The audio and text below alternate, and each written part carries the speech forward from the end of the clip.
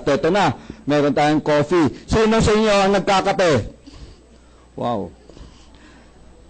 Ngayon, Live-in coffee, the first coffee in the world, hindi lang sa Pilipinas, sa buong mundo, na alkaline tayo yon. Palakpakan natin yung live-in. Ngayon, ito ang kagandahan ng ating live-in coffee. Meron siyang 16,000 in one.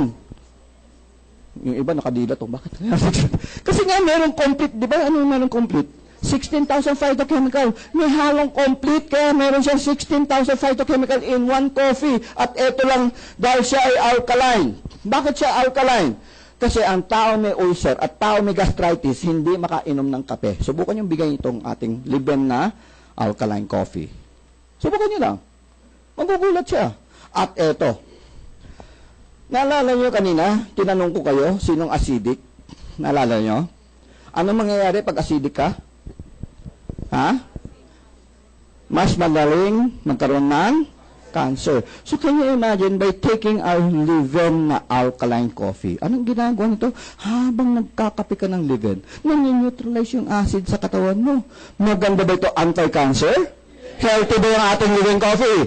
Yes. At ito ang maganda. Meron tayong tatlong flavor. Meron tayong original flavor, may cappuccino flavor, at meron tayong latte flavor. At para sa mga taong diabetic, meron tayong live-in na sugar-free.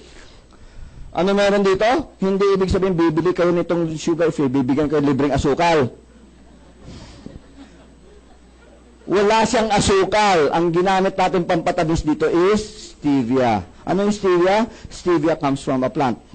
Galing sa tanim ito, at ito, pag ininom mo itong ating live-in coffee, yung stevia will give you a very sweet sensation sa dila. Akala mo, yung live-in na iniinom mo matamis. So, nag-i-enjoy ka.